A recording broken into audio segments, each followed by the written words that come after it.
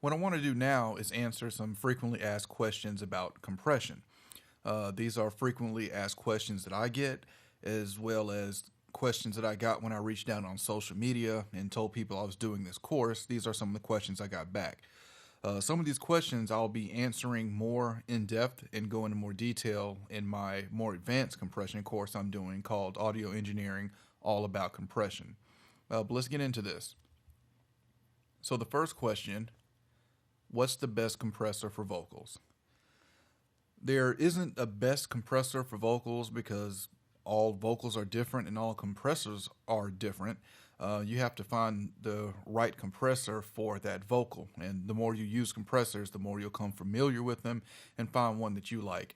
I will say that the best compressor for vocals is the one that you're most comfortable using and the one that you understand and can work well. With that being said, two very popular compressors to use on vocals is a LA2A and a 1176, which are very famous classic compressors. And those are compressors that I'll be going over in my All About Compression course. In what order do you set the settings on a compressor? Um, I showed that here in this course. I set my threshold first because nothing happens until the signal crosses the threshold. And then I set my attack release and I set my ratio. Or, I'm sorry, I set my threshold and then I set my ratio. Then I do my attack and release. And then from there, I go back and probably tweak the ratio. How do you set the attack and release? Also went over that in this course. But just to recap, you want to pay attention to what the gain reduction meter is doing on the compressor. And remember, attacking is the compression going down and releasing is coming up. So pay attention to how the compressor is reacting to the signal, and you want to set your attack and release time based on that. How do I know if I'm over compressing? That first depends on what you consider to be too much compression.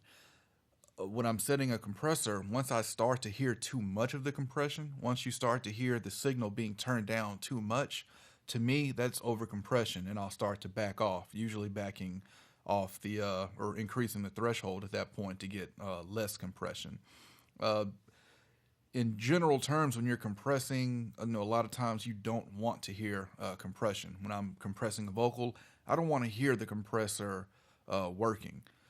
So if I am hearing the compressor working, then to me that's too much compression, and I'll back it off from there. But over compression and too much compression is really a taste thing. What I think might be too much compression, you might not. What's the difference between volume automation and compression? This is a good one.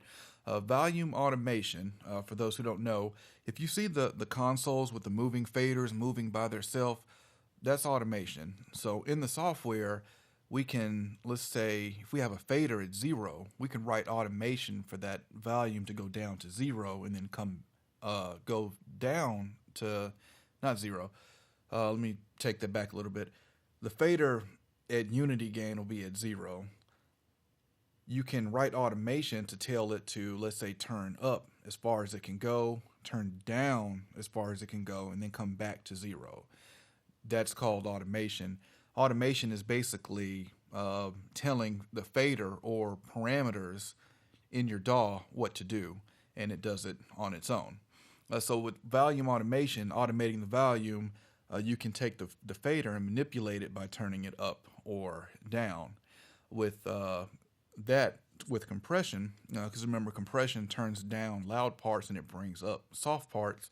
Sometimes compression bringing up the soft part, it won't bring it up enough, and you can use volume automation then to increase the gain of a certain word. I'm going to go over that in my All About Compression course. But the difference between the two, volume automation, you can write volume automation to do the same thing that the compressor is doing. However, the compressor is going to do it quicker and more efficiently, depending on how you set it. Think of it this way: if your lawn needs cutting, You could take a pair of scissors and go out there and cut your lawn, or you could use a tool that was designed to cut a lawnmower. And in this case, to me, in my opinion, writing volume automation for a whole track would be like cutting your lawn with scissors. You can do it; it'll work. It'll just take a very long time, and the time that it would take to write volume automation for each part across a whole track, you can set a compressor to do that for you. So, I mean, in that analogy, volume automation is cutting your lawn with scissors, and a lawnmower would be using a compressor. That's what it's made for, and it's going to do it more efficiently and more intuitively. So, let's move on to the next one. What is sidechain on a compressor?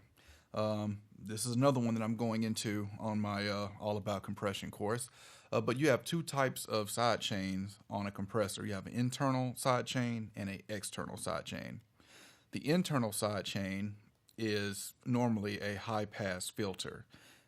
And what a high pass filter is, if, for example, if you set the internal side chain to 200 hertz, that means everything below 200 hertz, the compressor will not see. It gets filtered out of the compressor's detection circuit. So at a 200 hertz internal side chain, if you have, let's say you're compressing your whole mix and you set that at 200, everything below 200 won't affect the compressor. It's very good for if you don't want certain frequencies affecting your compressor.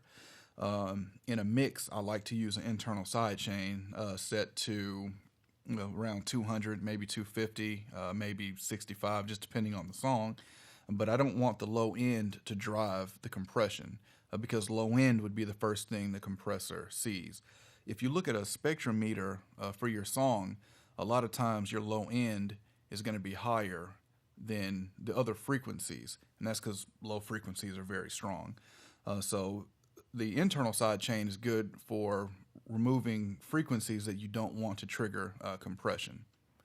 An external side chain, with a external side chain, instead of a track, let's say you have a bass line. A bass line if you put a compressor on the bass line, the compressor signal, the baseline signal will trigger the compression. Well, with a external side chain, you're saying, I don't want the compression on the bass to be triggered by the bass line itself. I want it to be triggered by something else. And a very popular technique is called sidechain compression or ducking, where you take a kick drum and you make the kick drum trigger the compression on a bass line. And what that would do is every time the bass line would hit, it would compress the bass, and it has a certain effect. I'm going to go over that in my All About Compression course. But that's what a side chain is, and the two types of side chain, what the internal side chain does and the external side chain does. Also, if your compressor has a external side chain, you could also put an EQ on that external side chain and create your own EQ curve that you want to be filtered out during compression. If, say, the internal side chain only goes up to 300 hertz, well, but it had an external side chain, you can take the external side chain, put an EQ on that track, and set it to 400 hertz and have that affect the compression. What is a multi-band compressor, and when should you use it?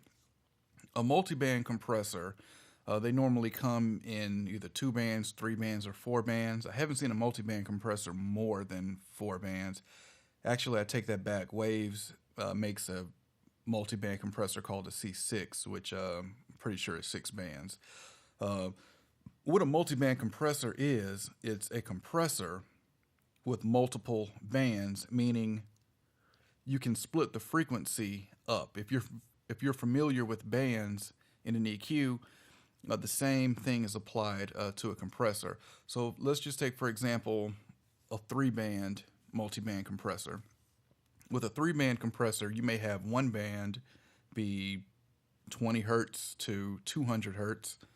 Then your middle band might be 200 hertz to 2K, and then your third band would be 2K and up. So what a multi-band compressor does is it allows you to compress different range of frequencies on a track. When you should use it, if you're familiar with a de-esser, a de-esser is essentially a multi-band compressor because it's only compressing a certain frequency range. That's one reason you use a multi-band compressor. Sometimes when I'm compressing a vocal, sometimes there's only a certain range that I want to compress more than everything else, and I would use a multi-band compressor for that. Not something I use a whole lot, but it does come in handy when I do need it. So that's when I use a multi-band compressor when I want to compress instead of compressing a whole track, I want to compress a certain frequency range of a track. Again, multi-band compressors, I will get into that on my All About Compression course. How do hardware compressors differ from plug-in compressors? It's another good question here. Plug-in compressors, of course, are digital, they're software, and then hardware is your analog compressors. A lot of digital plug-in compressors now are emulated from hardware. Now, to me, in my opinion, plug-ins sound good, but they don't sound exactly like the hardware. There's very few plugins that I've used that I think sounds as good or equal to the hardware that they're emulating. So how do they differ? Well, for one, the plug-in version is always going to be cheaper than the hardware. And another way that they differ, the hardware, you have to, I guess in a way, I look at it like this. My grandmother always tells a story about when I was little, how I liked Oreos, and she bought some imitation Oreos, and I let her know that these aren't real Oreos. In a way, because the plug-in is emulating the real thing. I don't want to call it a knockoff, but with the plug-in emulating the real thing, a lot of times if you take an imitation of something, it's not as good as the real thing. And that's the way I feel between hardware and plugins. The plugins are good, but if I can afford and I can get the hardware, that's what I'm going to go for.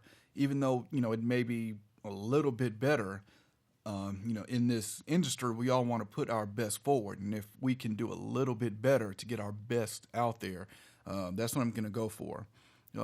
Also, with that being said, I don't buy all my hardware I have are not, there's not a plug-in for it. I don't want to buy a hardware that there is a plug-in for it. And the reason being, I like my plugins and hardware to be completely separate. So if you look at all of the hardware gear that I have, none of it is in a plug-in format. And I like that because if I want to get that particular sound, if I want to use that particular piece of gear, that's the only way I can get it is from the hardware. Another a good example, even though it's not a compressor, the Moog EQ2. I have a Moog EQ2. Actually, that's the only hardware I have that's not in a plug-in. Technically, it's not in a plug-in because they don't make an EQ2 plug-in. They make the EQ4. But however, I tried the plug-in and I wasn't a fan of it, but the hardware version I love. So, to me, again, the hardware doesn't sound, or the plugins don't sound exactly like the hardware. However, with that being said, plugins still sound very good, and I use both of them.